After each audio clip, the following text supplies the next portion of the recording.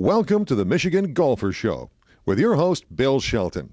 Join us each week as we explore the people, the places, and the events that shape our great game. I'm with an individual that most sports fans will readily recognize. He was with ABC for 25 years. He was at Channel 4 in Detroit for some years before that, and a good friend of Everett Kircher, Bill Fleming.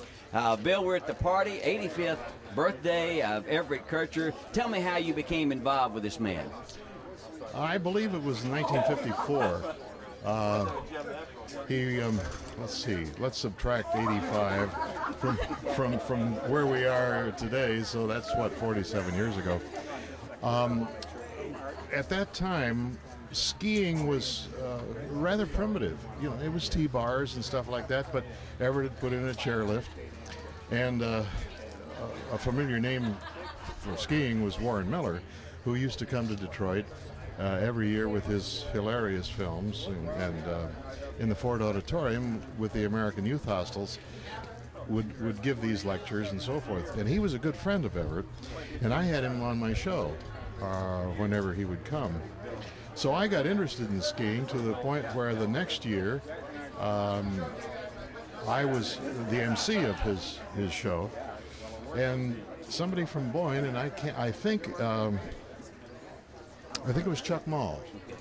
Chuck Walton was the manager, and he said, you know, is there some way on Thursday nights you could give ski reports?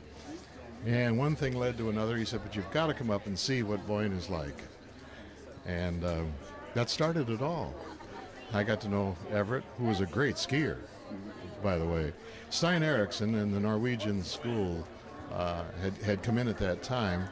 Delightful young ski instructors, and of course Stein was incomparable, former Olympic gold medalist and so forth, and he was a magnet to, and showing Everett's foresight, he hired him, and he ran the school, and things just took off, and skiing became, well, you know what it is today, but Everett was the one who really ignited the torch, I think, and brought it to where it is today, all over the country. I mean, not just here. Certainly when people talk about northern Michigan in the summer, they talk about it being America's summer golf capital, and I think rightly so. And again, Everett is given really the credit for making that happen, because as he said, he needed something for the staff to do it in the summer, so he built one golf course and then brought in Robert Trent Jones. So right. In terms of the resort industry period, he made an impact not only on northern Michigan, but all of America. Well, I'm sure that Bay Harbor was probably the crown jewel of what he did. He and the Kircher family, of course, Stephen was the one who negotiated all of that, and it's become very, very, very popular. I was in New York, as a matter of fact, this week, talking with the producer of The Wonderful World of Golf. They came here 2 years ago, and you may recall Mickelson and Lehman played the Quarry course, and he told me they were coming back next year. They liked it so much, and they got so much publicity out of it, that they're coming. I don't know what course, but it's on the schedule.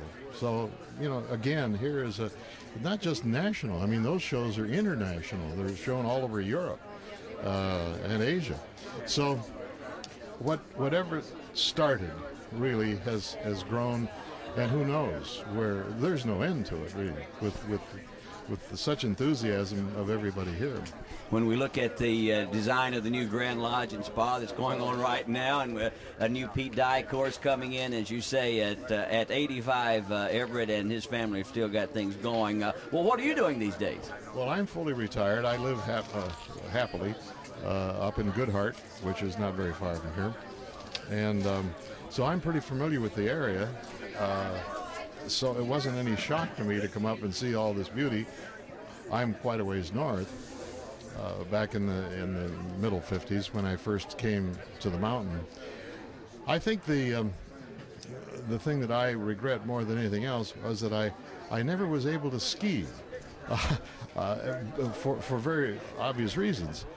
Getting hurt was something I couldn't do. I was on Wide World of Sports every every week, 52 weeks out of the year, and I was flying my own airplane at the time, and with a cast on my leg, it would have been rather difficult to do. So I had to leave the skiing to my wife, and I became a spectator. It's something I've always regretted. I can join you in that, unfortunately, Bill. Bill Fleming, ABC Wide World of Sports for so many years, friend of Everett Kircher, and thanks for coming and being a part of this celebration tonight. Thank you very much, Bill. It's been a pleasure. Thank you. This is the official welcome to Dad's 85th birthday, and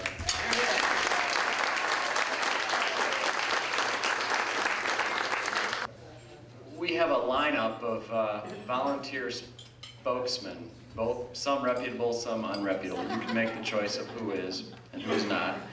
But again, I'd just like to, on behalf of the family, tell Dad thanks, happy birthday, and cheers.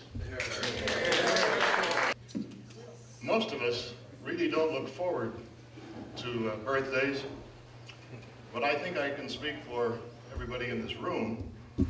We really look forward to Everett's birthday because it's the nicest party of the entire year, and we're so grateful to all of you in the Kircher family for making it such a wonderful occasion. And the only thing I can say about Everett that hasn't already been said is I've known him for a long time. When I first knew him, his hat size was 6.5. And despite all of the wonderful things he has done and all of the success, he still wears a 6.5 hat.